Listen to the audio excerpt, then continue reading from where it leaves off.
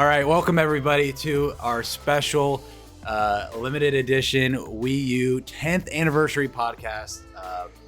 About a month ago, it was the 10th anniversary for the Wii U, and I was like, you know what? We need to celebrate this freaking amazing console. So I scoured the internet for the most diehard Wii U fans in the world. So we have three lovely guests here. We have Matt at Carpool Gaming. Matt, say hello. What's going on, guys? Thanks for having me, Bret. We have Christian, aka Suck Sandwich from Talk Gaming. Hey, how's it going? Happy to be here. I love the Wii U, so let's go. Let's talk about it. And then we have NMAC, aka Nathan, the Virtua Fighter 5 legend. What's up, dude? Yo, I wish I had stuff to plug. Nothing to plug. That's okay. But yeah, we're here to talk about the Wii U 10th anniversary a month ago, November 18th, 2012. And we're just gonna get into it. We have a variety of categories we're gonna talk about.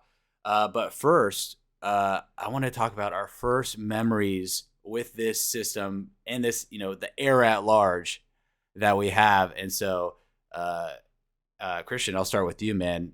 What was your initial encounter with the Wii U, man? Tell me about it. So I was probably like 2021 when it was announced, and I remember this very well because I was at Lake Havasu, and I knew E3 was happening, and I knew Nintendo was going to announce whatever their new next console was. But we were out on the water, and I was with my cousin. I made him drive back so I could go watch the reveal of the Wii U on the crappy hotel internet. And I remember just having my mind blown and like being right outside I was like on the patio area, and there was like a boat dock. And I remember like looking over and yelling to my cousin and be like, "You're going to be able to control the TV with the controller. Oh my God, this is incredible. It's 2 screens."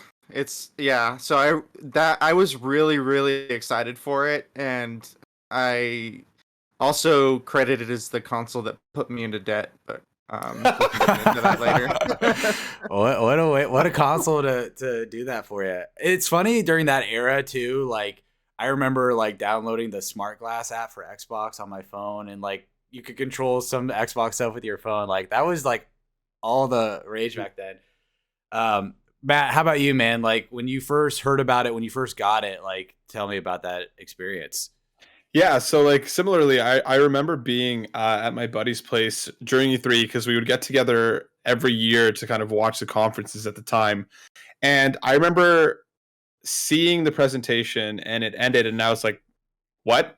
I was very confused. I think like it was one of those things like, do I need a Wii? Is this a peripheral? Is this a new console? I wasn't really sure what they were doing with it, and I think that's ultimately one of the biggest things around this console, because when I eventually did get to it, and I did get to it quite late, because all I kept hearing about, okay, there's this game, and then there's this other game, and then there was the next game, and all I kept hearing about was, okay, there's value here, there's some really genuinely fantastic experiences here that I think were just like, and when I finally got my hands on it, I was like, I got lost in it. I think it was, I really, really enjoyed a lot of my time with it.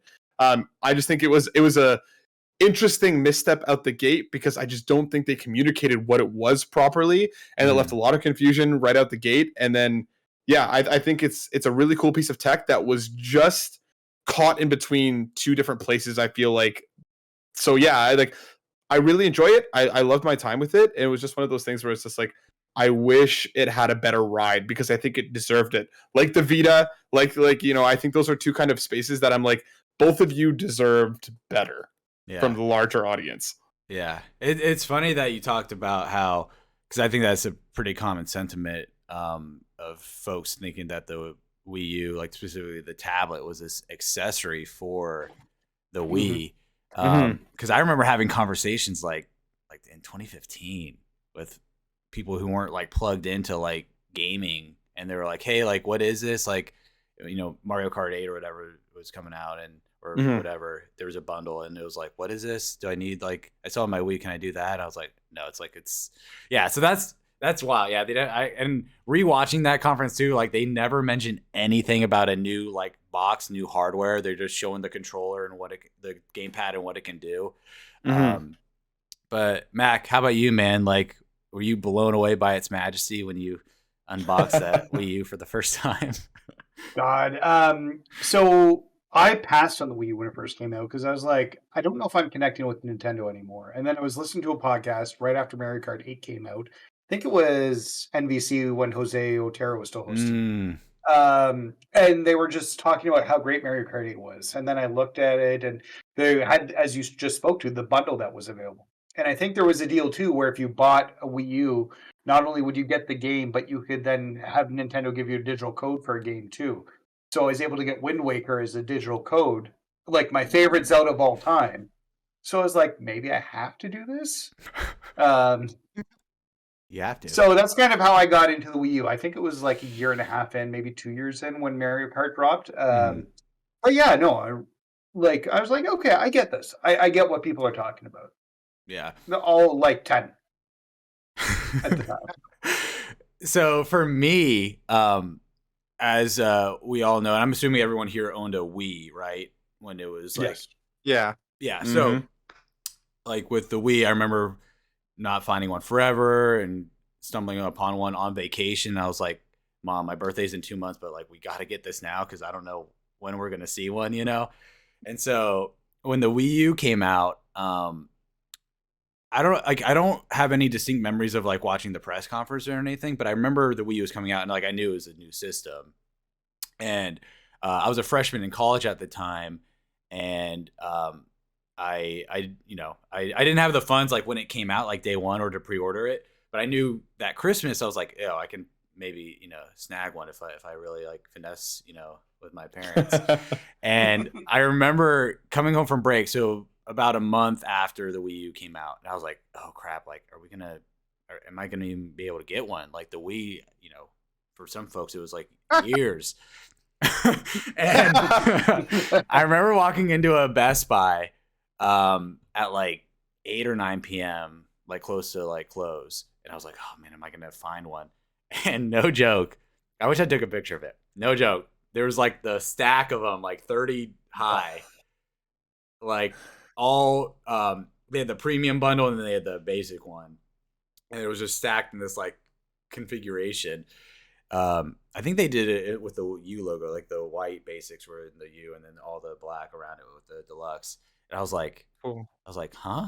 I was like so confused because like for some reason I wasn't plugged into like the internet in that way where everyone was like, oh, this like this presentation was terrible, like this system's not going to be hot. Like I was like, oh, the successor to the Wii, like I'm in.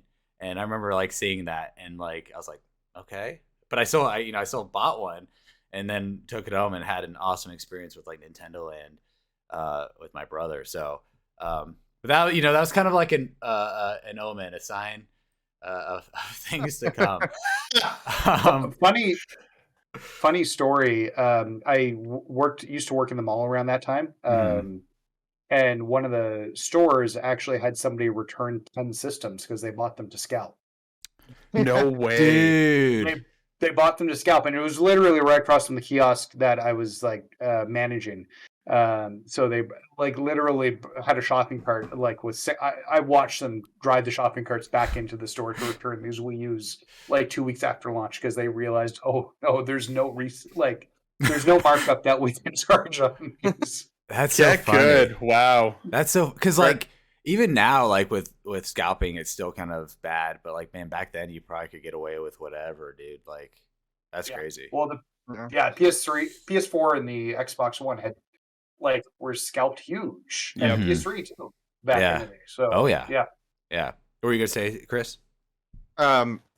It's funny because you talking about going in the store and being like, "Oh, am I going to be able to get one?" I remember having that same kind of panic. Like, I remember it was like the night before it came out, and I was in a band at the time, and we were at practice, and I was like talking. I was like, "Dude, I gotta get this console. Like, I'm so excited for it. Like, but I have no money." And we had all pitched in for a PA system, and I was like trying to get my bandmates to like buy my share of the PA system so I could go buy a Wii U the next day. And they weren't going for it, and I ended up waiting and getting the Zelda edition, the special edition, and that came with Wind Waker. Yeah. And I still didn't have the money at the time, but the reason I joked that it put me into debt is because I had like an emergency credit card for gas and stuff like that, and I was like, screw it, like I'm putting this Wii U on here, I'm putting the special edition of Wind Waker on there, and I'm doing it. And so I just went and I bought it, and yeah, that's where my credit card debt started. That's where this whole problem started. So you went straight. It's better to ask forgiveness than it is for permission. I'm diving in here. We're committing to the Wii U. I get that. It's funny because it's just like similarly, like by the time that I got to it, and I got to it probably like, I don't know, I would say like 2015, 2016. Like I was a late arrival because again, I was like, keep hearing about all these games. I keep hearing like the one that like really like grabbed me, the one that I was like, oh, I need to play Tokyo Mirage Sessions. As a huge JRPG fan, that was the one that was like, okay, maybe I need to dive in here. So even driving around at that point, it was impossible to find one. For the exact opposite reason now, where it was just like, it's been a few years since it came out. Where do I even find one of these? So I ended up grabbing it off of Kijiji because that was the only place that I could find it. But it's interesting just how nervous, because even for me, I was kind of like, I'm not even going to bother try getting one at launch. It's going to be impossible to try and get one of these. There's no way. And then yeah, I remember going to stores because I remember like Twilight Princess was kind of like near the HD was near like the end of that of the Wii U era, and like it was hard to find because no one was buying them, so they just stopped making them, and like you would see like one or two maybe behind like the glass, and they would always run promos like that. But next category is favorite game. So what's your favorite game on the Wii U? It doesn't have to be physical. It can be a digital title. But what is your favorite game on this system? Mac, I'll start with you, man. It's a game which I think this is going to be a category later, but we still can't play it on Switch, and it's Wind Waker. Okay. Wind Waker HD? Yep. I don't know. Yeah. I'm like trying to remember the title. I love Wind Waker. It's my favorite Zelda game. I played the original like 3 times. I didn't even know the problems that people talked about until Wind Waker HD came out. And they're like, hey, they fixed the problems. And I'm like, there were problems with it? It was perfect. But yeah, no, Wind Waker, one day we'll have it on Switch, I believe. I just don't know when. I believe, yeah. Nintendo's kind of stockpiling some games like I remember Jeff Grubb saying like Metroid Prime 1 is like ready to go. So they're stockpiling it.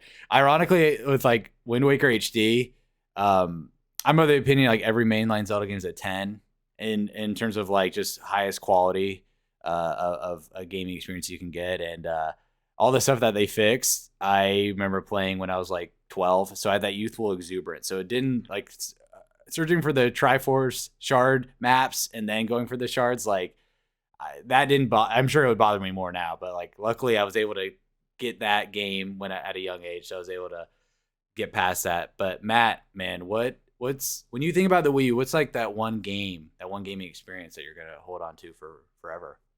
So for me, I picked up the Wii U at a time when like I had been living abroad for a couple of years in Korea teaching, came back home to Canada, and then my partner at the time, who we had met over there, she ended up coming over to Canada, and we hadn't really had any gaming experiences together. Like, you know, she'd occasionally watch me or whatever, like, but like she wasn't a big gamer. And then I got the Wii U, and I was like, babe, just play one game with me, please. And we ended up spending way too much time with Mario 3D World. Like when I tell you she got hooked. So for me, like that game is such a special game for me, especially in that on that console. Because it's like we'd be like up and like, you know, we'd both have work the next morning. It'd be like 1 a.m. and she's like, we didn't find the third star. We're going back in. And I'm like, babe, I gotta go to sleep. She's like, after we find the third star. So it's just like we like everything. We did virtually everything in that game, and it's just like we were hopelessly addicted to it for weeks on end. And like the memories that we made playing that game to me are so very special. Let alone that I think it is genuinely one of the best Mario titles. The level design, the replayability when it comes to just diving back in and finding the next collectible, the one that you just missed, and just the way that game builds is just fantastic. It's a ton of fun, and I think there were even times where she's like, "Oh, I died too many times at this level." Okay, I picked her up, and off we went, and I'd be running through the level. Just how accessible and how genius it was put together. So Super Mario 3D World is a very, very special game for me that I'm glad exists. I believe it or not, never. I only dabbled in that game during like the Wii U era because, again, that era was just so weird. Like I remember that game coming out and like I just wasn't like stoked for it as I normally would be. There was just something about it. But my roommate in college got it, and so I remember like playing it on occasion and enjoying it. But then, and this might be a reoccurring theme here, but when it came to Switch again, I picked it up and dove in, and I was like, dude, this game's incredible. Like now I like see what everyone's talking about, like this like perfect mishmash of like the classic Mario level design with that 3D element added onto it. Like the visuals are amazing. Yeah, that's such a special game. And I think it still is a little underrated, but I'm glad more people are finding it on the Switch. But yeah, Chris, what about you, man? Favorite game? It's hard to choose, honestly. I almost forgot about Mario 3D World because when that game came out, I was super high on it, and I had nobody to talk to about it, and I had nobody to like say, "Hey, go pick this up," because I didn't know a single other person that had a Wii U. And I worked at a GameStop at the time, so I was always trying to like pitch people on it, but that was like the closest I could get. So I really, really liked that game. But I think I'd probably have to say my favorite game is Mario Kart 8. I think between you could go Mario Kart 8 or Mario Kart 8 Deluxe for what I consider to be like a perfect kart racer, either or. But that game blew me away. I remember when they came and installed the demo for it at my job, and I looked at my boss. I was like, "Can I take my like lunch right now? I want to go play it." And I just stood there for the entire 30 minutes playing the demo, being like, "Oh my god, these graphics are just as good as anything on the PlayStation 4 or Xbox One." Like, it was incredible. It's such a great kart racer, and they took such a like simple concept of like anti-gravity and just made it really fun. And the levels are amazing. Like, there's hardly a bad level, bad course in there to play. They added DLC. I remember like that was the first time that Nintendo really like was like, "Hey, we're doing DLC," and it wasn't like, "Oh, here's a couple extra courses." It was like, "Here's courses, and we're adding in Link and Villager and the Inklings, and you're gonna get to play all these like new courses, and you're gonna for the first time ever race in non-Mario worlds."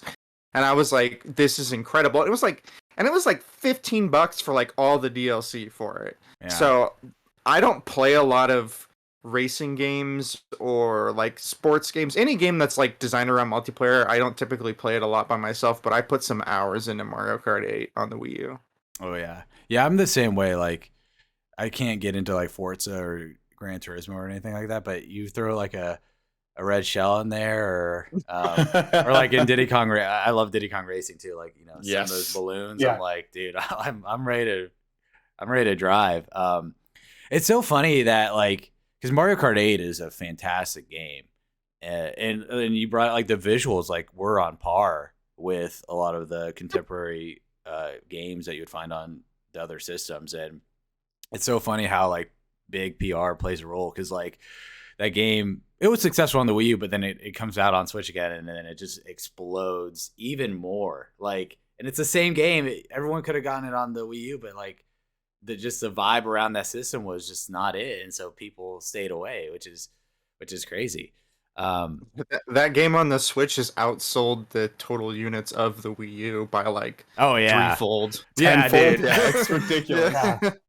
It's like, like the Wii U sold what, like 13 million or something like that, and I can't remember what 8 sold. It's like on the 52 million. Oh, I was gonna say it's 52 million copies or something like that on the Switch. Yeah. It's like I'm assuming because the Wii U sold 13 million, Mario Kart 8 on Wii U sold like 5 million or something, like probably a good, like, you know, a good chunk, but like, yeah, it's just, it dwarfed it on the Switch. My favorite game, and this is basic, but I'm going to go with The Legend of Zelda Breath of the Wild. I know it's a Wii U game. I always like what I was saying before we recorded. Like I always joke that the best game of all time is on the Wii U, just to like stick it to like people who like talk about other all time classics. But yeah, like I think the atmosphere of Breath of the Wild, the exploration, the graphics, like everything about that game for me is a 10 out of 10. And I won't go to say it's the best game of all time, but I certainly think it's in the discussion. I think what they're able to accomplish with that game is a masterclass. Like still to this day, like, out of all the games I played, like I still think back to those moments of booting that game up for the first time and climbing over that mountain or that hill and seeing that next thing to go for or look for or explore. And I've never had a gaming moment since then like that. And there was a few definitely before that, but like that was like a moment where like I was recognizing it in real time for myself. I was like, okay, I'm playing something special here. Like this is kind of crazy. So yeah, Zelda Breath of the Wild is my favorite game of all time. I think it's so funny that like because Breath of the Wild was the one that for me, like I started it on Wii U and I was like, oh, I need to switch now. And like again, like we were back at the point where the Nintendo system was impossible to find. So I was just like, do I keep playing it on the Wii U or do I, spend every waking minute on the internet trying to find a Switch? Just because again, the quality that they hit with that game, let alone that it was a Wii U game first. But it's funny how many people use that as the jump on point for the Switch, and that part of the reason why it sold like that. I mean, there was a point where there were more copies of Breath of the Wild sold on Switch than there were Switches sold. Yeah, just because of the virtue of them not being enough hardware out there. So it's interesting that like the Wii U's basically its swan song was also the beginning of the success of their next console. Yeah. I didn't bring this up before, but and it's not like it's new, but like I'm sure y'all have the same kind of stories. But like so many people I know that aren't like quote unquote gamers, or they don't play Zelda games, just got sucked into Breath of the Wild. There's something about the formula of that game that just attracted people of all life experiences. So and I did say this before recording, but like I pre-ordered a Switch, Matt, and then my pre-order got canceled, and so because I was gonna get Breath of the Wild on there, I got it on Wii U. I played it for like 100 hours, and then I got my Switch a few months later, and then it was that thing where I was like, I can't transfer my save. I have 100 hours poured into this version of the game. I was like, oh, what do I do? Like, what do I? So yeah, and so I'm gonna start like my first Switch playthrough probably here in a few weeks or so to get that for Tears of the Kingdom. We're gonna get a little silly with this next category though. What was the biggest like dud, man, for the Wii U? Because there was a couple, or it doesn't have to be like the worst game, but like this game did not pass the vibe check. Mac, do you have any games that come to mind? Well, okay. I've got two. We were already talked about my hot take earlier. I didn't love Breath of the Wild. Mm. But I consider that more of a Switch game. So I will throw a game that didn't vibe with me, and Matt was just talking about it. Super Mario 3D World. Okay. For me, like the Mario games have always been about tight control, and I found the isometric viewpoint really hard to like platform with. Mm. I think it did a lot of cool things, but the precision would like in what I was looking for a platformer was missing. And I've gone back to it many times. I bought it for my kids on the Switch and tried to play with them, and I still just can't connect with it. Like I like either the 2D or Mario Odyssey. I thought was fantastic, like with a 3D world, and like it was just something about that isometric viewpoint which made the platforming hard for me, and it just never vibed with me. Yeah, I think not to like I will say the Switch version definitely improved, like because it did feel kind of slow. I'll agree with you. It did feel kind of slow on the Wii U, but they like made you run faster, I think, in the Switch version, which that I remember definitely feeling like in terms of the pace of you traversing the worlds. And then 60 FPS, the FPS boost definitely helped out too. But Chris, what about you, man? What was like the biggest miss for you on the Wii U in terms of a game? Well, I tried to look behind me because that's where all my Wii U games. But I forgot I moved them behind on the shelf behind the couch because I can't really think of one. I feel like I only had positive, like super positive experiences with the games I played, but I'm sure I'm forgetting. So I'll go with one that I actually enjoyed, but I know most people didn't, and it's kind of an obscure game. Devil's Third. Oh, yes. Yeah, dude.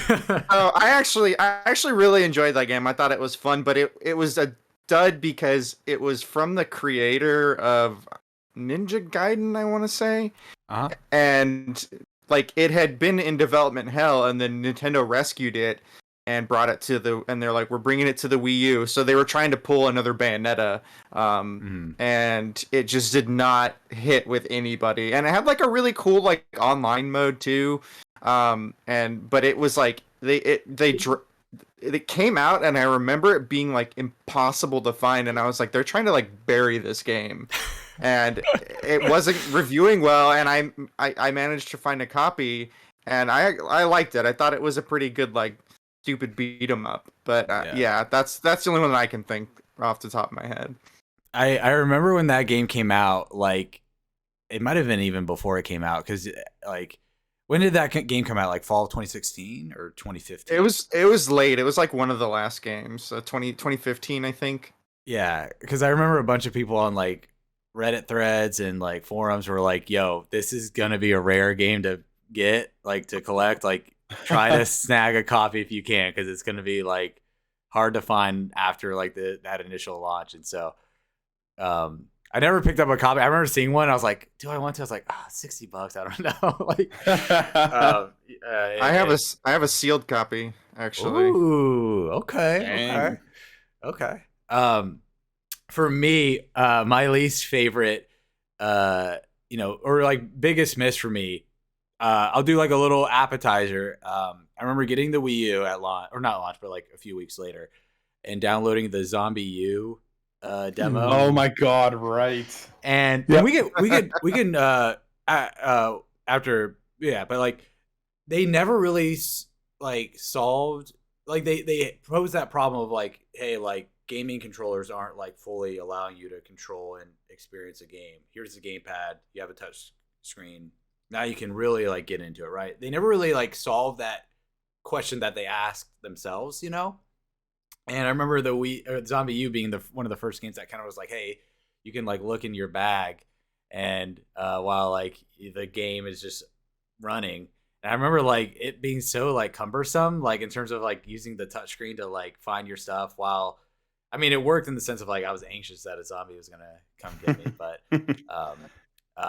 for me, and it pains me to say this because I'm a big fan of this series, but one of the biggest misses for me was Star Fox Zero. It's not a bad game, but I literally played Star Fox 64 a few weeks ago, and that game still to this day I think is like a masterclass experience. Like the music, even like the voice acting, the cinematography of like the shots of the game in terms of like the cinematics and stuff, like it's amazing. Like it's still fantastic. It's a tight, like you can play in like an hour. Like it's so great. And Star Fox Zero basically recycled a lot of elements from 64, weird cumbersome controls, and some of the stuff that they mixed up in that game didn't hit as hard as 64 did. So that was like one of those biggest misses, because that was like one of the later titles too for the Wii U. And so I was like, oh, and of course, like that game came out on the Wii U, of course, so we still haven't gotten another Star Fox game, 6 years on. But the anime, they did like a little anime commercial or trailer or something like that. That is awesome. They need to do a show about that. They did the puppets too. The puppets. Yeah, They the announced puppets with were the amazing. puppets. That was so sick. Yeah, I love that Potentially stuff. better than the game. In terms of like the experience, yes, yeah. I agree with you. Real quick, can I change my answer? Yes, yeah, go ahead. I just looked at the list. Mario Party 10. I looked at a list and was going to say the same thing. Mario Party 10 was such a disappointment. Yeah, Such a letdown. I had to think about it. I didn't even. It was such a disappointment for me. I'm a big Mario Party fan. I don't know if you all know. Like ever since I love the classic, like Mario Party 1, 2, and stuff. Like I know it's bullshit, but like I think those are amazing games. And then ones on Switch are pretty good too. But like that game was such a disappointment for me. That like I didn't even pick it up. I was like, everyone's in the same car again. Yeah, no thanks. No, like, it was like, rough. Yeah. Go ahead, Matt. No. I was gonna say I think one of the ones for me that kind of didn't land, and I don't think this is like speaking to the quality of the game. I think this is a me problem, not a game problem. Donkey Kong Country Tropical Freeze. I know, and that's the thing. I heard so much hype for that game, and I grew up loving the Donkey Kong Country games.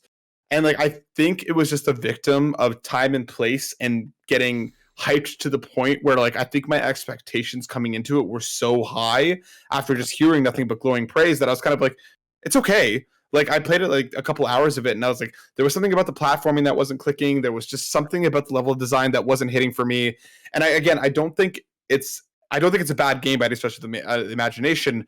I just don't think it was what I wanted out of it, at least at that time. And again, hearing nothing but this is one of the best games ever, one of the best platformers ever. I was like, all right, I'm in, let's do this. And then I got it, and I was like, it's all right. I never really went back to it after those first couple hours. So I think for me, that's one of the more disappointing quote unquote duds for me, just because I wanted to like it. It just didn't connect. Yeah, I love the original Donkey Kong Country games, and so I was really excited about Tropical Freeze, and something I think it was the boss battles that really turned me off because they seemed to go forever, and there were multiple stages for them, and then when you died because it was a hard game, it put you right back to the beginning. You had to start from scratch with it again. I didn't love the boss. I think I can't even remember what the first boss battle was. Maybe it was on a pirate ship or something with a penguin. Does that sound right? But it turned me off quite a bit. That's so funny because that both of you guys didn't like it. Because like 5 minutes before we jumped into recording, I got a call from It's Me, John B, and he was like, "Hey, have you recorded the podcast yet?" And I was like, "No, we're about to jump into it." And he goes, "You got to talk about Donkey Kong Country Tropical Freeze." I'm sorry, John. I'm sorry, John. That game was so good. I'm so disappointed for you guys that it didn't vibe with you. So I'm gonna toe the line here and pick both sides in the sense of I think it's a great game. The fact that we haven't gotten a sequel to that game in 9 years, right? Was it 2013, 2014? It's been re-released, and it had a funky mode. Yeah, it did. Yeah, it did get a funky mode. Yeah, that was a good meme. I missed that. I think it's a great game. We desperately need a sequel. I do think it's a little overhyped. I will agree with you guys because some people say it's like one of the best games ever, and I don't know what the Metacritic is on that game, but I would give it like an 8. High. I would give it like an 8. I think it's like a B. You guys are crazy. Maybe I need to revisit it. And I think I'm giving you all homework. You all need to go replay Donkey Kong Country Tropical Freeze on the Switch and let me know what you think. If you still hate it, then okay. But that game is just—it's so good. It was one of the put on Game Pass.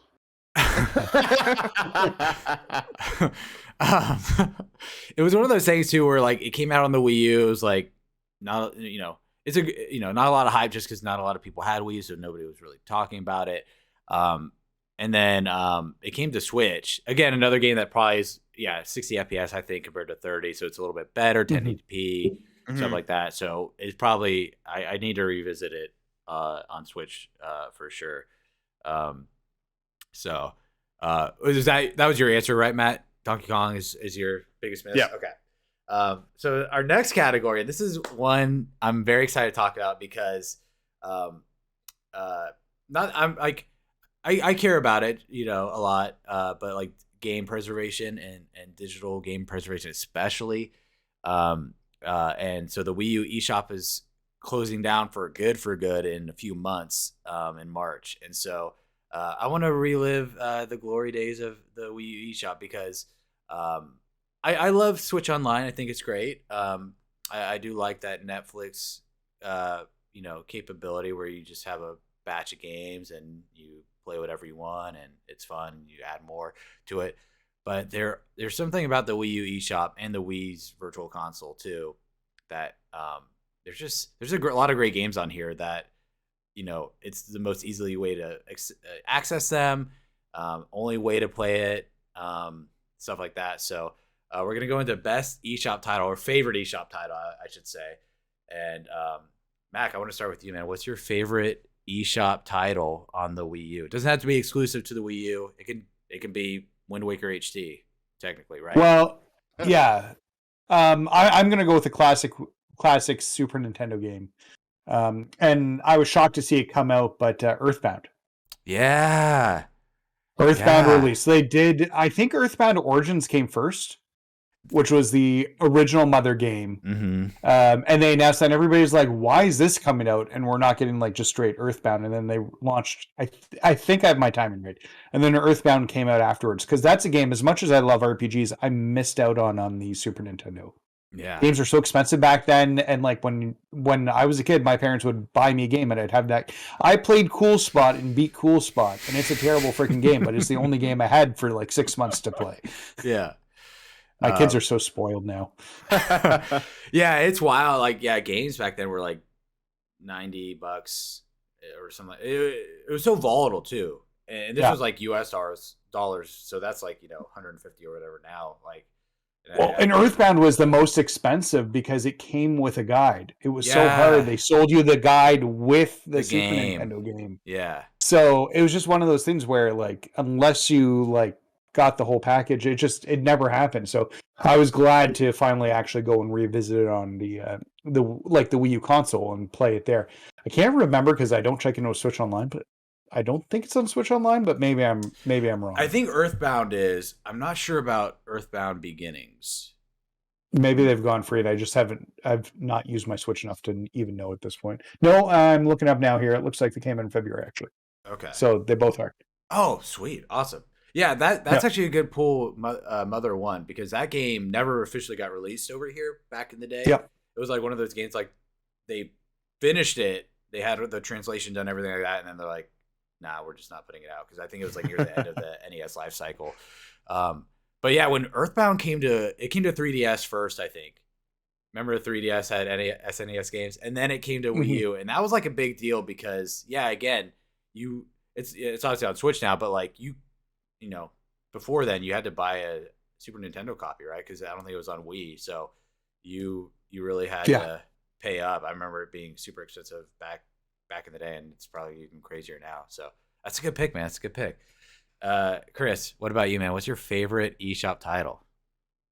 I honestly don't have one. I was looking through the list of some of the best ones, and I just didn't do a ton of downloading. If I did, I participated and downloaded games from the Virtual Console, and played through some of them. So I would say, I guess, just the N64 library, because it was the first time that you really were able to replay any of those games without having an actual N64. And I still have my N64, but I didn't want to drag it out and try and connect it to an HD TV. So I dabbled with some of those games and played some of the ones that I didn't really get to play a ton of.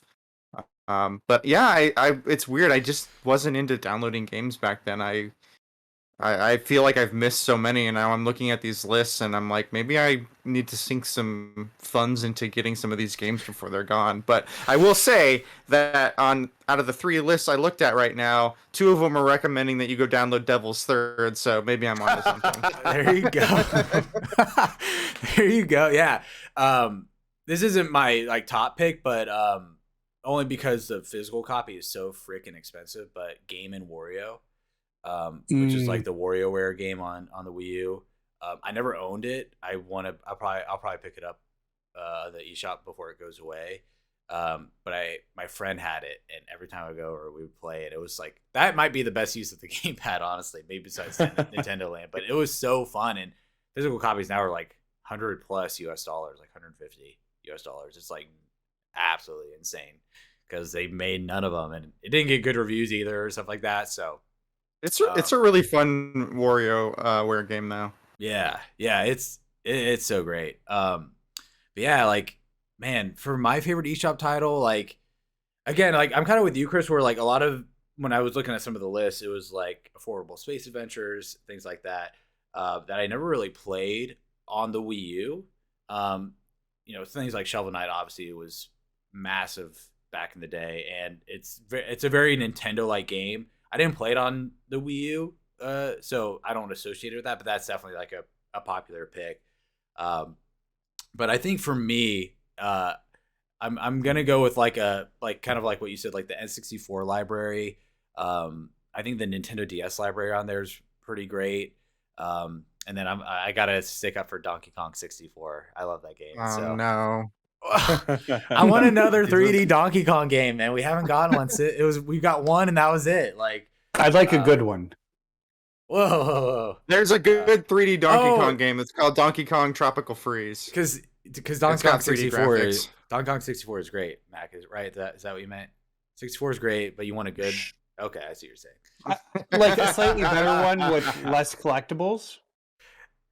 That yeah, okay. I think that the collectibles isn't the issue. It's you have to swap all 5 Kongs and get the same stuff. Like if you could like Yeah. there's like mods on like PC and stuff where it alleviates some of those issues, but yeah, like kind of what I was talking about earlier, like so many games that like especially if you want to play on the big screen, like you can't play Metroid Prime Hunters on the big screen anywhere else. You can't play Star Fox Command, which I think is a good game. Things like Pikmin 1 and 2 are the most successful on the newest system on Wii U. Mario Galaxy 2, right? Metroid Prime Trilogy, that's another one too. Like it was on sale for like $10. It might be 20 now. But if you want to get a physical copy of Metroid Prime Trilogy, it's like, again, $100 or more for a physical copy of that. So things like Fire Emblem, like you either have to pull out your GBA to play some of those GBA ones or download it for $5-8 on the DS Zeldas. Like if you want to play those games on the big screen, like I love Spirit Tracks and Phantom Hourglass. So yeah, some of these games are pretty great. But yeah, what about you, Matt? Hit me with it, man. Best eShop title. For me, it's I'm gonna just give it as a series that we just recently got an announcement that it's coming back, but the Mega Man Battle Network series was trapped for so long. Are those on the Wii U? They were. They were on the Wii U. And like again, one of my all-time favorite series, Mega Man Battle Network 3 specifically, is just holds such a special place in my heart. And now that we're finally getting the collection, being brought back on the PlayStation, on the Switch, I can't wait. But I just remember sitting there and just being like, all right, I didn't play through all of them again as I did obviously as a kid, but just having them again that was, easily accessible, that wasn't, trying to find some other way to play it. Oh god, it's just so good. I love those games so much. Yeah, that's a good one. So when I came up with this category, biggest yikes, I didn't really have like something in mind. It could just be like just the worst experience that you've had with it, with the Wii or a particular game. I'll start first. And it's not even like with the game, it's the system or the game itself. Or I guess getting the system at launch or near launch and then downloading that massive update on Indiana. Go ahead, Chris. Dude, I forgot about that. I completely forgot about that because that took forever on my Wi-Fi at home, and then I had to download Wind Waker after that, and that took forever. So I was literally just like sitting there staring at the console. I can't remember like how it went down, but there was they talked about what the system could do and the OS and stuff, and like I don't know if it was like fan feedback or something like that, but they were like, oh crap, like we need to like massively update how this OS works. And they like I can't remember how big it was, like 1 gig or something, 2 gigs, like it was massive. And in my Indiana Wi-Fi back in those days, like across the house too, like routers on the complete other side of the house, 1 or 2 bars, like it took me like hours. Like I remember picking it up and not getting to play until like dang near midnight.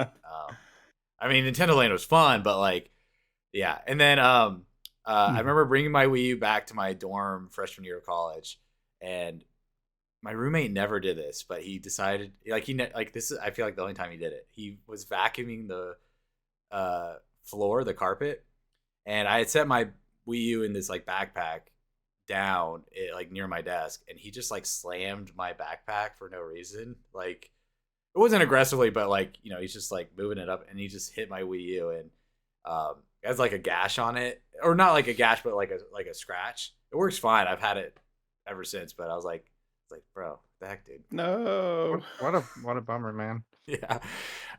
What about you, Chris? Any yikes moments with the Wii U that made you cringe?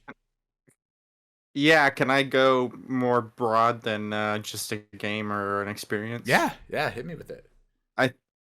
I think the biggest yikes is naming it the Wii U. Oh yeah, okay, yeah. That was, I felt like that was so obvious that we didn't need to address it, but yes, let's address the terrible naming of the system.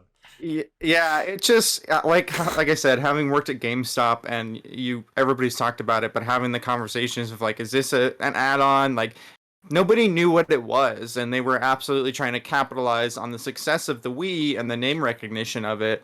But I just think that both the naming and my personal opinion, the color scheme for the game boxes being light blue just really didn't convey that Nintendo was serious about games at the time, which is completely contrary to the games that actually came out on the system, because you have some of the greatest. I mean, they're all ported, almost all of them are ported to Switch now at this point, but I just feel like it muddled the waters too much and didn't give a clear picture of what they wanted the Wii U to be and what it was. Yeah, I'll hop on that if that's okay, Brett, because similarly to me, my biggest yikes is the marketing around what this thing was. People didn't know. Like Chris was just saying, like it was just a giant question mark. And I think if it had been marketed properly after that initial stumble out the gate with E3, I think it could have turned it around. But I think it was just mistake after mistake after mistake too early on in the life of this console, that like instead of making this its own unique thing and really doubling down on what was some really cool capabilities, like you mentioned, they tried to double down on the Wii name and then completely shot themselves in the foot. And there was just no recovery after that. There was no proper communication. There was no, this is why you need to, buy this system. For us who were plugged in, who were paying attention, there was game after game after game. But to the larger, the larger audience, larger populace, it was, that thing, I heard that thing sucked. And there was never anything past that, right? Which is unfortunate because it deserved another chance. So I feel like the marketing around this entire console was just started off on a bad foot and I don't think ever recovered, which ultimately led to, the sales numbers being what they were and then moving on to the Switch, as they did. So for me, I think the biggest X is just the marketing around it was just unfortunate. Yeah. I'll go next. And I actually brought it up already on the pod, but like, I think the biggest yikes and yeah, it had good moments, but like the gamepad, I think, there was definitely a few moments where it was awesome. Like Nintendo Land, I thought it implemented it fairly well, but there was just something about the gamepad that like just I never got excited to like pick it up and like jump in. I remember I think it was around Twilight Princess HD, so like spring 2016, I got a Wii U Pro controller, and I was like, okay, I'm like never using the gamepad again. Like, I'm good here. Go ahead, Mac. Yeah, no, I'm going to say the gamepad's kind of the same deal for me.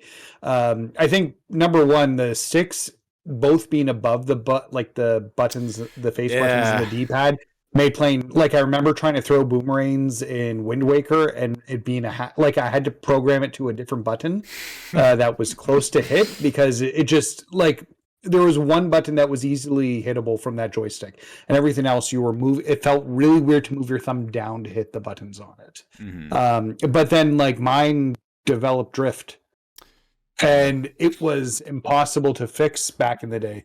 I ended up trading the Wii U in and getting like $70 for it. And I was like, all right, after the Switch came out, I was like, why do I need this? Everything's being ported at this point. So, but yeah, I think the gamepad for me, just like the sticks never felt in the right place. The Pro Controller is so much better even with the sticks in the wrong place. It was just a better feel overall. Mhm. And I think we talked about the Vita slightly earlier, but the Vita showed like a better footprint for what something like that could have been. Yeah.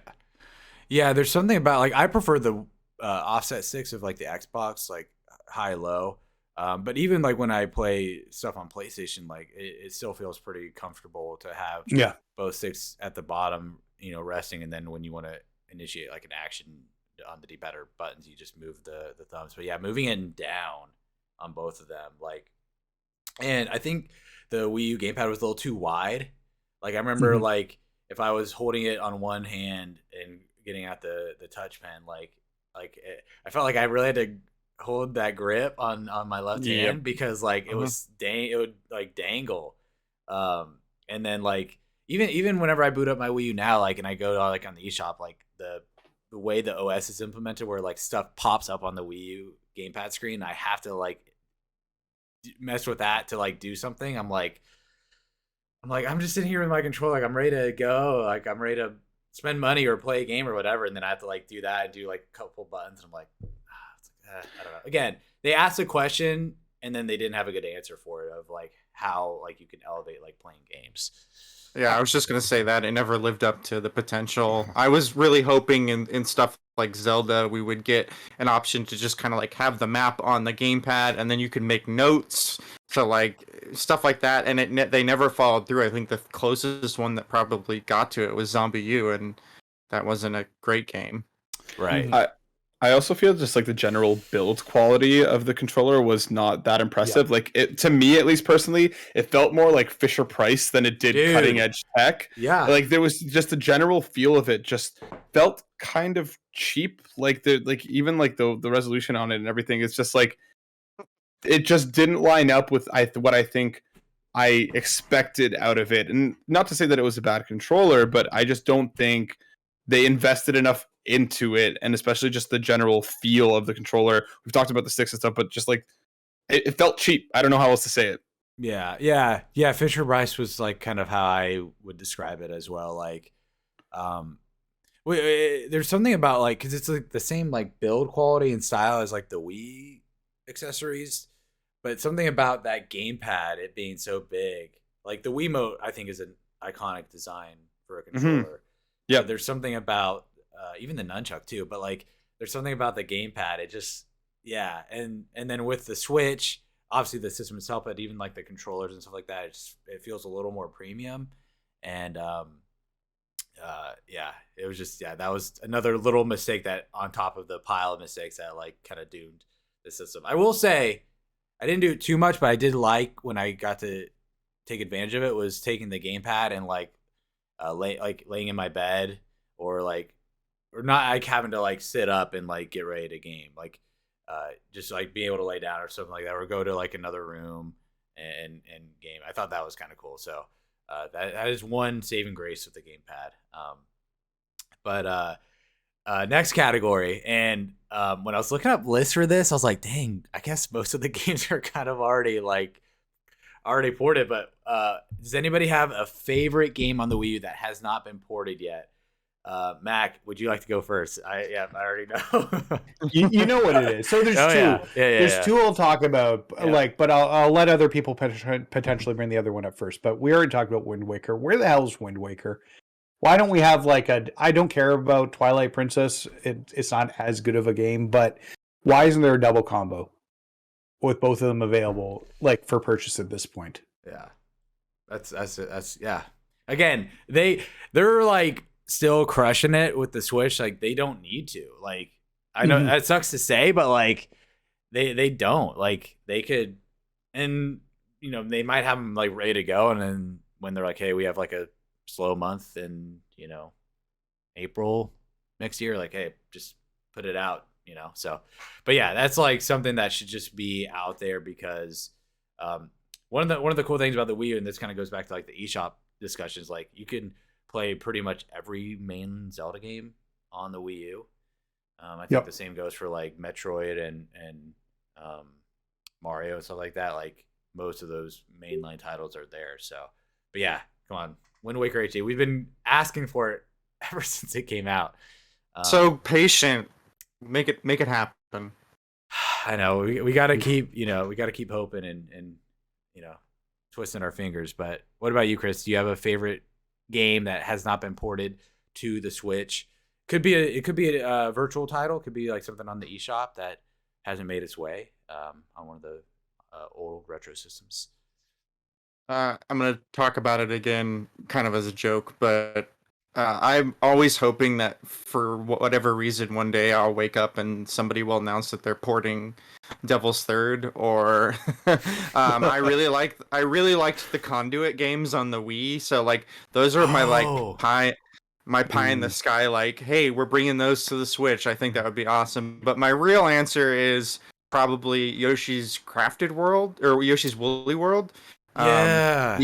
Yeah. That was a legitimately really good platformer, and it was really cool being able to like scan the amiibo and get different costumes for Yoshi. And like I enjoyed Crafted World, but it was definitely more tuned for the family, whereas I felt Woolly World was actually like it was a Yoshi platformer. I was like, we got a new Yoshi game, you know what I mean? Because I actually really liked like Yoshi's Story on the N64, and I know people are big fans of Super Mario World 2. So I was really excited when that game came out, and I was like, ended up being really impressed with the visuals and how good the game actually was. So I'm disappointed. I understand that they probably don't want to muddy the waters with having two very very similar sounding and looking games on there. But I would love for them to bring Woolly World over. That's a good one. Matt, what about you, man? What's that one holdover that hasn't made the jump that you're just dying for, man? What is it?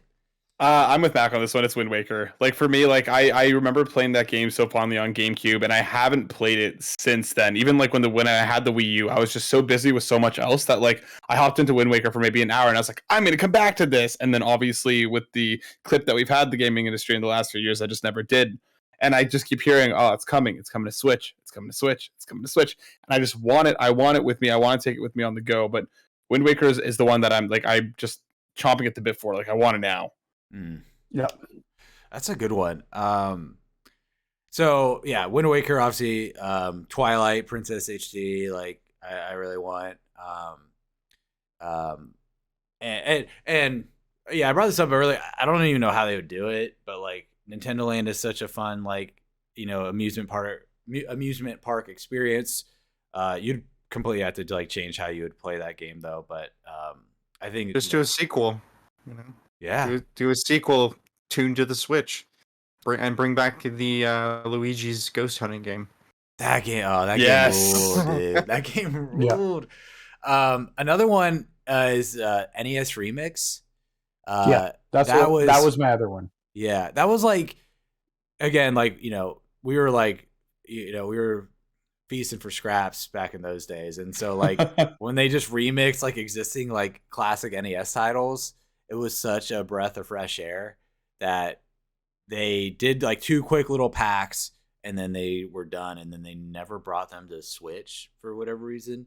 And I think with the new audience that the Switch has, like I think it would explode. I think it would do amazing. And then Xenoblade Chronicles X, like I'm not even a big Xenoblade guy. That's the one I played the most. I remember getting it for Christmas and just sinking like 50 hours into it, and it's such a unique game in the Xenoblade franchise as well, and it's stuck on the Wii U, and like nobody will ever probably play it again. But like I remember kind of funny doing a review. This is like really kind of funny, and Nick Scarpino reviewed this game. That's like that's a state of the Wii U. Like he had like the duties to review that game for kind of funny back in those days. That's wild. Yeah. So like yeah, I still remember watching that video to this day. But let's turn it back around.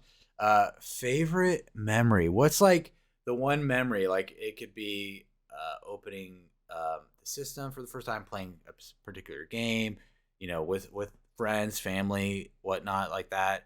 But what's like your favorite memory associated with this console? Mac, I'll start with you.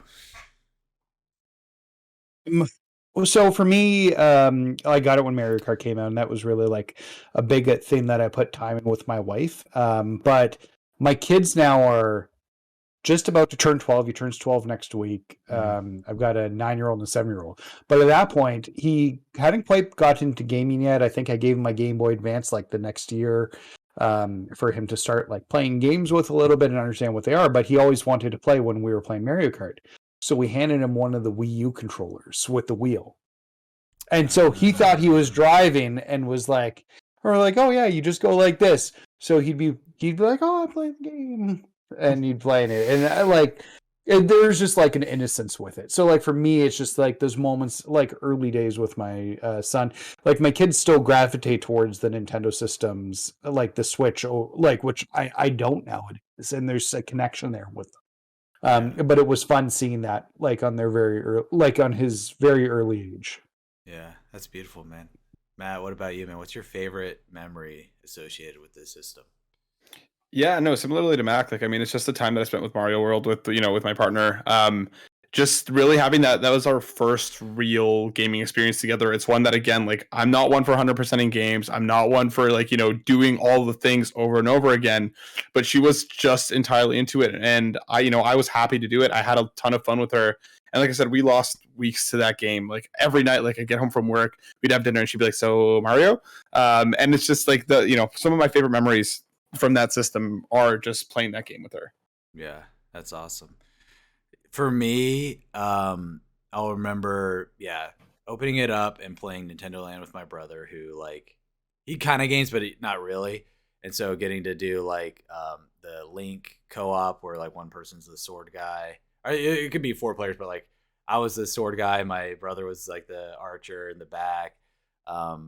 When Smash 4 came out, that was like I brought up earlier, like a lot of the Wii U stuff was like me and like one friend in college. Like a game would come out, we'd be like, "Oh, let's play together. Oh, let's talk about it." But like Smash 4, I remember getting so many college buddies over and like doing the 8-player Smash and just like living it up and having such a fun time.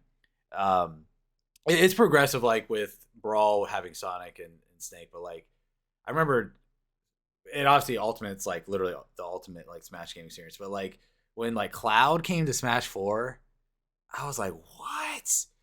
I was like, Square Enix hates Nintendo. No way. Like, what are they doing? What's happening? Like there were some couple hype moments like associated with the Wii U and Smash specifically that still like brought down the house. And then like I brought up earlier, like my roommate Brad, like he kind of gamed but not really, but I remember he picked up a Wii U like on his own and got really into 3D World, and then I would go over to his room, we would game for a few hours and just have such an awesome bonding experience. So definitely a lot of great memories like associated with like friends and family with some of those games. But Chris, what about you, man? Round it out. Favorite memory, dude. What's your favorite memory? I mean, first off, hearing everybody talk about gaming with their partners and spouses and family, man, I was over here playing the Wii U all by myself all the time. Nothing wrong with that. Nothing wrong with that. I did play Game and Wario with my friends quite a bit, but I think my favorite memory is Splatoon, and because right before Splatoon came out, there were rumors going around that Nintendo was gonna have their shooter, and I was really big into Call of Duty back in the day. I even played a ton of Call of Duty Ghosts and Black Ops on the Wii U, actually. Yeah.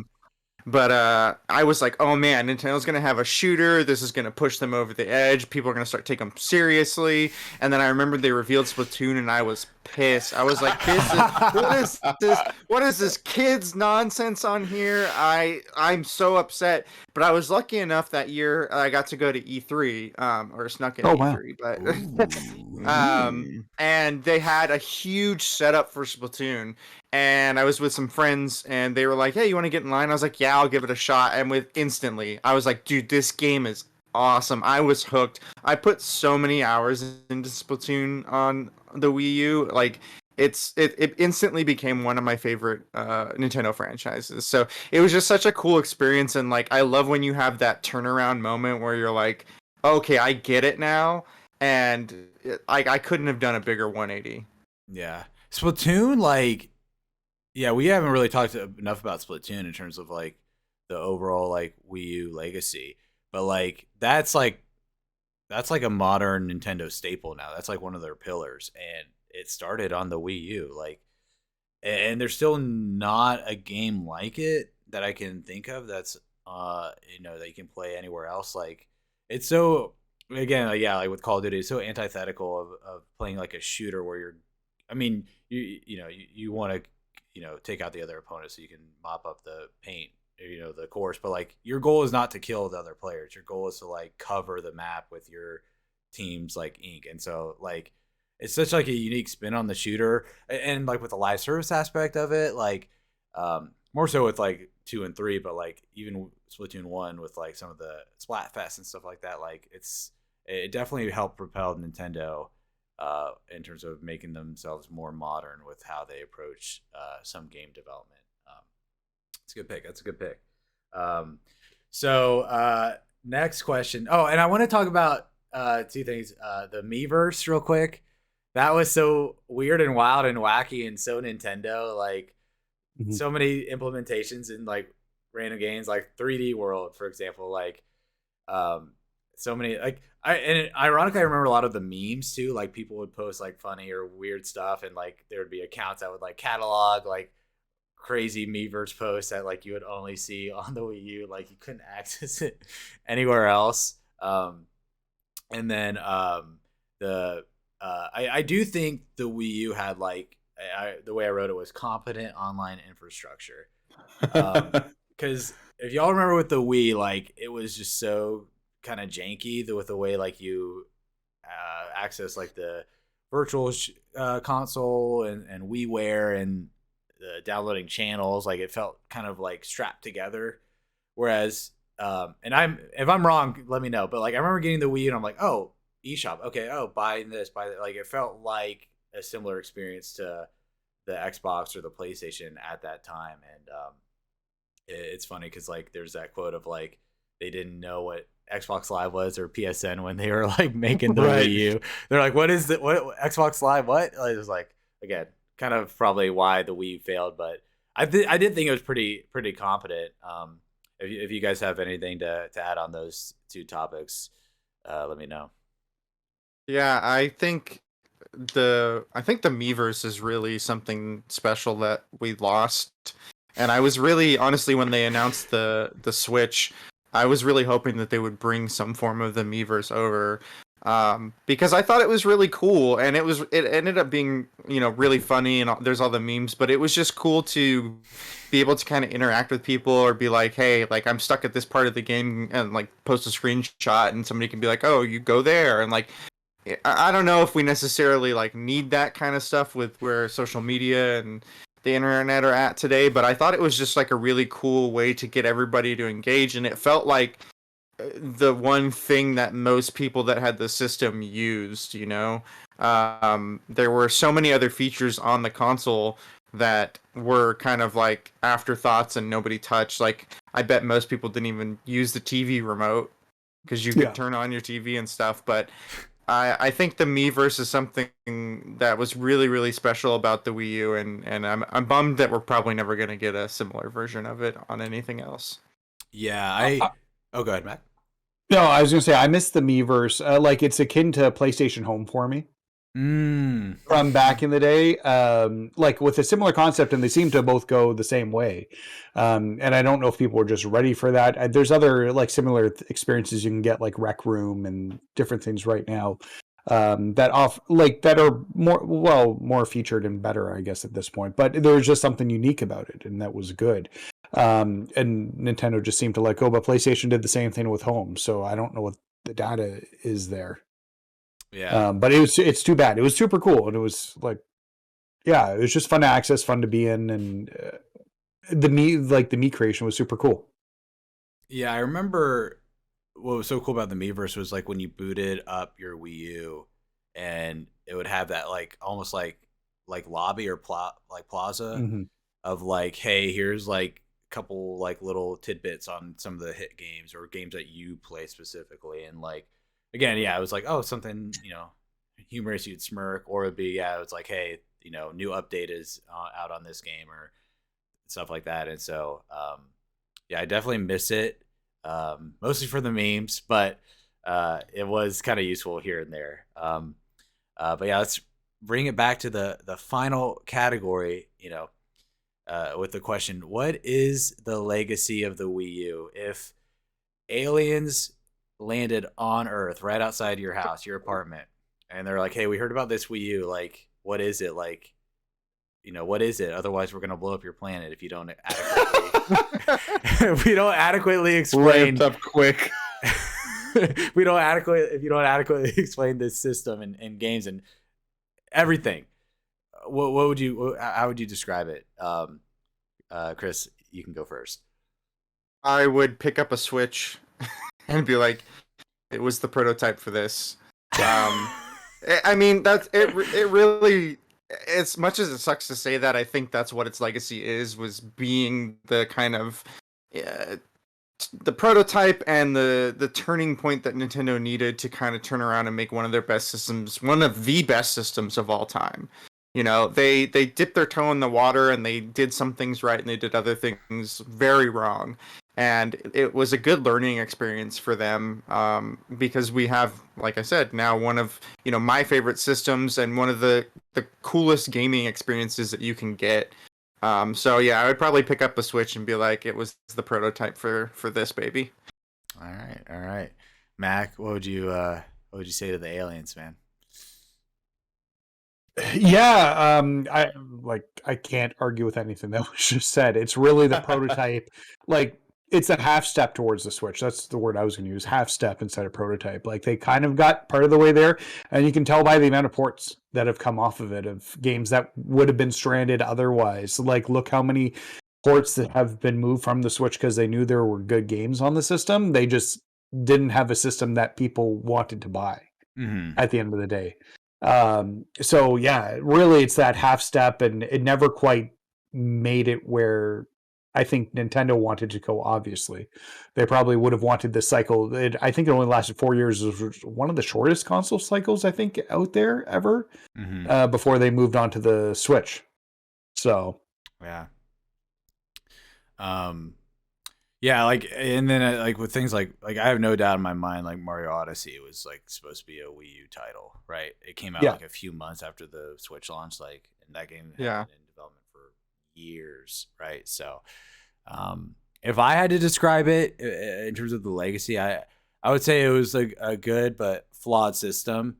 And then like kind of like what you guys said, it's so interesting that they leaned into so many aspects of what the Wii U was with the Switch in terms of the portable gameplay and kind of like the way you can like add on and controllers and bring in and connect it to a TV and all that stuff. So yeah, I'd say it's a good but flawed system because like you literally will go on like Metacritic and you look at like the top 10 games and it's like, oh dang, this has like a pretty good like top 10 library or top 20 or whatever. Like yeah, great virtual console, all that stuff. Like it's a good system. It just didn't nail a lot of the things in terms, especially with PR, to make it something that you'd want to buy. But Matt, man, go ahead, Mac. I was just gonna say it's even hard to recommend for people to go out and buy it now because everything's been ported over. Like, well, I would say there's still a couple. Like, if you're like, again, it's not for everybody, but if you're talking to someone who's like a serious like gamer and they're like, hey, I want like a couple of these like title, like, obviously you can emulate and whatever, but like there's a couple games, especially on the eShop or like DLC for games like that are only on the eShop and that's going away in a few months. Like, Yep. So, but Matt, man, what's the sales pitch to the aliens, dude? Unfortunately, I think this is going to be one of those that just gets lost to time as time goes on. It kind of continued the Nintendo tradition of having a success, followed by something that wasn't as great of a success. With the N64 being as successful as it was, and I loved my GameCube, but sales, weren't what they were, what Nintendo wanted out of it. With the Wii being such a huge, like, absolutely monstrous success, to go to the Wii U before we met, with the Switch.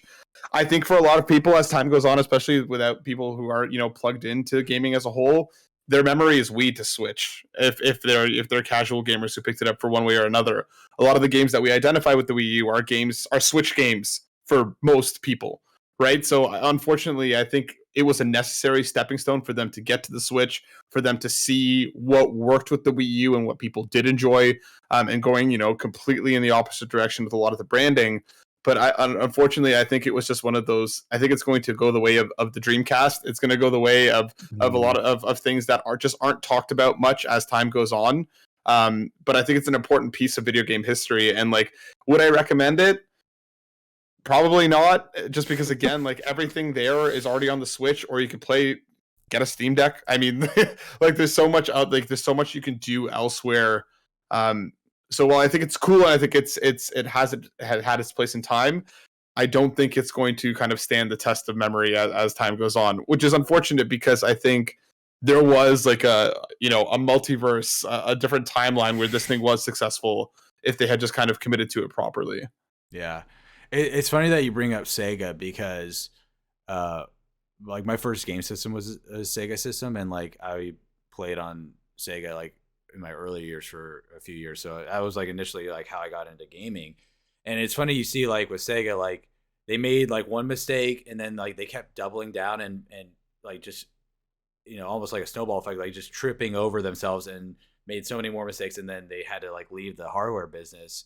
And it's interesting to see Nintendo go from the Wii to the Wii U, which was a big dud, but then instantly able to pivot back with the Switch. Like it didn't extrapolate into something that just doomed the company. Like y'all remember, like during the Wii U era, like people were like, Nintendo's dead. Nintendo it's Mario on PlayStation. Yeah, dude. There were articles about that. Yeah. And then I remember articles about like, oh, Nintendo has 10 billion in reserve. Like, yes, if they didn't do anything, they could last for 50 years or so. Like, people were like doing all these like doom and gloom articles about Nintendo during this era. Like, and not only that, but like the whole console era around that time was like, oh, is mobile gaming taking over? Like, 2012, 2013, like even like is a PS4, Xbox One going to even be successful? Like this was like a weird time. And yeah, it's funny now to think about like all those articles about like is Nintendo gonna like Mario on Xbox, stuff like that. Like what a wild time, man. Especially because it's like if you go to a lot of like the younger generation of gamers now and you say what is Sega, they're gonna be like, it's Sonic, they make games, right? Like people don't even remember that they made consoles anymore, right? So I feel like it's the Wii U is just going to be this kind of weird gap in time that people will be like, the Wii was incredibly successful. I remember that. I remember playing that. I remember playing Wii Bowling. I remember playing Wii Sports. Now I have the Switch, and that's awesome. For a lot of people, that gap in the middle will just be kind of time lost, right? Yeah. So, yeah, that's wild, man. What an era, what a system. But yeah, thank you guys for watching and listening throughout this entire podcast. Thanks to my esteemed panel for taking time out of their days to join me and talking about this system and its games and its services and all that stuff. So I appreciate every single one of you guys, and stay tuned for all the stuff we do on shared screens. And then real quick, do you guys want to plug anything? We'll have all of your socials and stuff in the description below as well. But if you guys have anything to plug, take it away. Yeah, so you can catch me on Talk Gaming Thursdays. Well, it'll actually be Wednesdays coming this new year. Wednesdays at 7 p.m. We talk about gaming news and we play games, and you can hear all my really bad hot takes. So Wednesdays at 7 on youtube.com/TVLKLTD. All right. As for myself, you can find me at youtube.com/carpoolgaming, hosting the PlayStation Drive, where each and every week we dive into all things PlayStation. That's good. That will be going live 1 p.m. on Mondays, moving forward in the new year. So come hang up at youtube.com/carpoolgaming. I have nothing to plug right now. I'm hoping to get back into streaming in the new year. My new job has taken a lot more out of me than I initially thought it was going to. And I haven't streamed for like 6 months, so I need to get back on the horse at some point on a lighter schedule than where I was. So also you should check out both these shows. Carpool Gaming is very excellent. So I was going to throw that out there. And where can they find you on Twitch, Mac? Oh, yeah. The _Mac. I think it's the same as my Twitter. Awesome. Keeping it simple. Awesome. Yeah. Well, yeah, thanks for listening, guys, and we'll catch you next time. Peace. Thank you. Peace. Later.